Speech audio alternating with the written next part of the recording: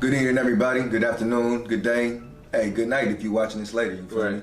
So we are here back again, another Swaying God Pod. That's what I'm about to start calling this, a Swaying God Pod. Yep. But yeah, we're back here with David Icke's episode 5, Escape the Matrix, where he's talking about decoding the Matrix. And to me, just in the beginning, decoding the Matrix is just learning to see past the surface. You know, if you was to ask me, that is what decoding is, to decipher, to see through. David Icke, he actually talks about a lot in this episode, from alien visitation to the Gnostics, which is something that I have a little bit of knowledge in, is, you know, the Gnostic viewpoint of how the world is. Another couple other things he talk about is, you know, our ancient scrolls and how our scrolls were stolen. You know, the ancient text that describes like early melanated human civilization. Kemet, maybe? You know what I'm saying? Even before Kemet, though, because you talking about like Atlantis and Lemuria. Yeah. So we talking about even pre-Kemet. One thing he starts off with is, I feel like he starts off talking about the shining ones or the Greys. He talks about the star people. Or the archons, the jinn. One thing I want to say about that is, one thing you have to understand with this is, it's not just David Icke who's bringing this stuff to us. If you look at history, or if you look at ancient texts and things all around the world, from people who have never met other people, right, they're still describing this same energy, right, this same type of experience, right, dealing with these formless or non-physical entities, you know, dealing with the manipulation of this world. So like I said, in certain parts of the world they call it the jinn. In other parts of the world they might call it like I said, the Greys or some reptilians, Anunnakis, things like that. And that's one thing he even mentions, is that and that's one thing that can be confusing, that can get just twisted in so many different ways, because so many, you know, one entity could have 3 different names. Mm-hmm. And so all this stuff, it can be, you know, confusing, but just understand it's all energy, it's all frequency, and we are all that apart. We are all a part of that wave. Another thing he speaks on, after describing that, he describes the I believe the Nagamarti. He goes into the Nagamarti text, describing the archons. I don't know much about the Nagamarti text, and the last thing I'll do is pretend like I know everything. I would say definitely look that up, as I will. Google the Nagamarti. One thing I take from all this, and I kind of want people to not forget, all this knowledge and information was hidden and stolen from African Kemetic spirituality. Even if there was times before that, it was always one universe and one truth, until it all got twisted and discombobulated. But one thing we must not forget, where the information comes from. Because people are trying to spin it in their own way and try and you know, white face this knowledge. Don't forget, we are it. We are the true source and the one connection. And I'm not saying black people, I'm saying melanated people. And I just want people to completely don't allow these pictures and don't allow these different wordings, because he would say in human mankind or in human history, but we all know there was a time in history where it was nothing but black existence. You know, let's always just focus on the energy. Let's focus on within, and you know, and not take this, you know, so literal and away from yourself because of the spin that they take on this knowledge. Also, I would just say too, I was just talking about, you know, like the Gnostics and stuff like that. Some of the things that the Gnostics was saying was, you know, how pretty much we're living in a offshoot reality, illusionary reality, and they was also just talking about how whoever made this reality had to been really evil or really ignorant, or a little bit of both. One thing about the Gnostics, though, is the Gnostics, even though they had their way of life, they was always, like, you know, David Icke said, they was always being chased out by the Romans. and understand that it was these people, the Romans and invaders like them, who burnt our libraries and burnt our information.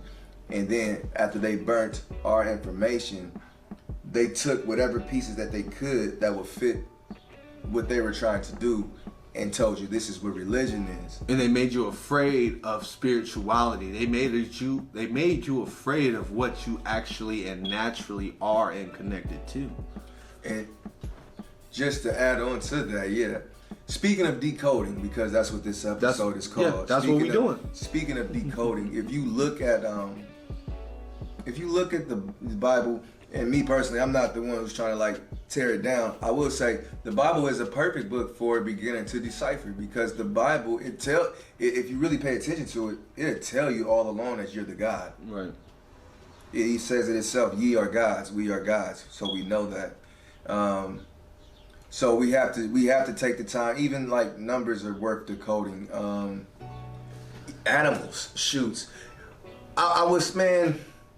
Everything around you is a manifestation of your subconscious mind. This room is a manifestation of my subconscious mind. My cousin, even though he's right here, is still a manifestation of, I would say he's an aspect of me and I'm an aspect of him in the physical. Yeah. So all this is very subconscious. So when you are seeing certain numbers, and when you just happen to be on the road and you see like a seagull flying by your windshield or something like that, all that is you doing it, whether you know it or not. Master control. Once you really realize that, it becomes easier to decode something. Like, isn't the first grade a lot easier after you went through it and you can go back to it? You can see a whole lot of things. So if you go back to the first grade and you look at all the students struggling, you can see things that they can't see. Right. You know. Or you can now see the things that you didn't see before, that they are in. You know, that's one thing I feel like that, you know, I always tell people with spirituality, like, don't mistake it as I'm better than you. Don't mistake it as I'm more in tune or inclined or I'm anything, because that's egotistical. I don't ever, you know, I can see people look at me as like, oh, how would someone like that, or how would he know that? But it's like, I truly believe to decode this matrix, you have to decode yourself. When you go within and you start doing things opposite of what you traditionally believe, you start decoding what's going on with you. Why do we have a brain? Why do we have a heart? You know, why do we have 5 senses? And because we are all made to feel so inferior and insignificant, the very thought of taking power back frightens most people. Because we were already taught that, you know, our power is somewhere else outside of us. So just like Derek was saying here, yes, decode yourself first. And what I mean, what I think he means is go beyond your school and your job, and go beyond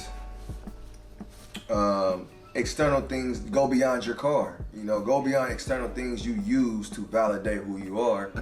What I want is the message that I was delivering.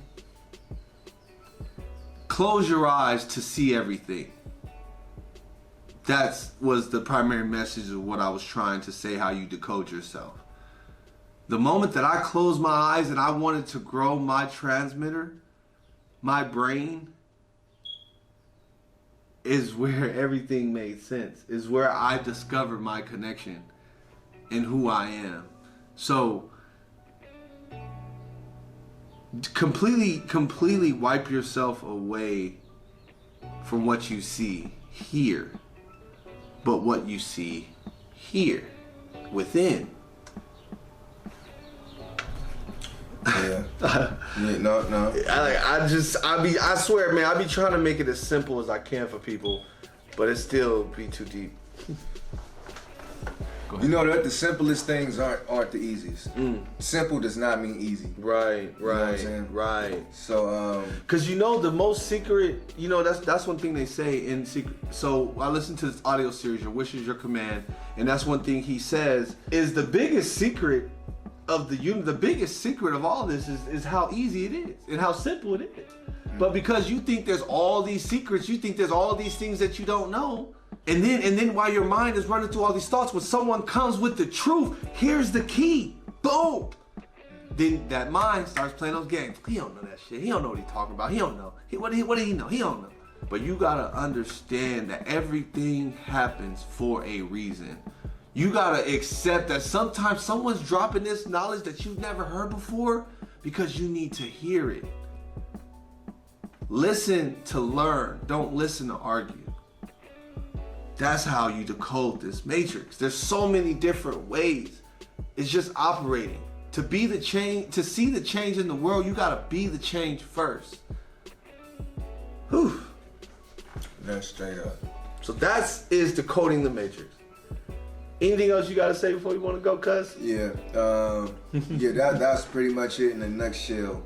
Understand this. Understand everything has a symbol. Yep. Numbers, letters, animals, hot, cold. Everything means something. Right. Like Lauryn Hill said. I don't know if y'all might be too young for Lauryn Hill, but she came out with a song called "Everything Is Everything." Ooh. Everything is everything. And it took me a minute to really understand what that song meant. But trust me, I understand. Everything means everything.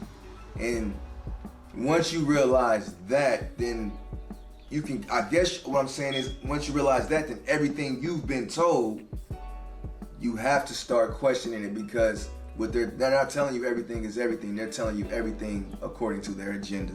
They're telling you what you need to know and not what you should know. And that goes from laws, that goes from your education, and it goes to your belief systems. And with that being said, I'll just end it with be in this world, but not of this world. Don't be attached to anything. Take it easy.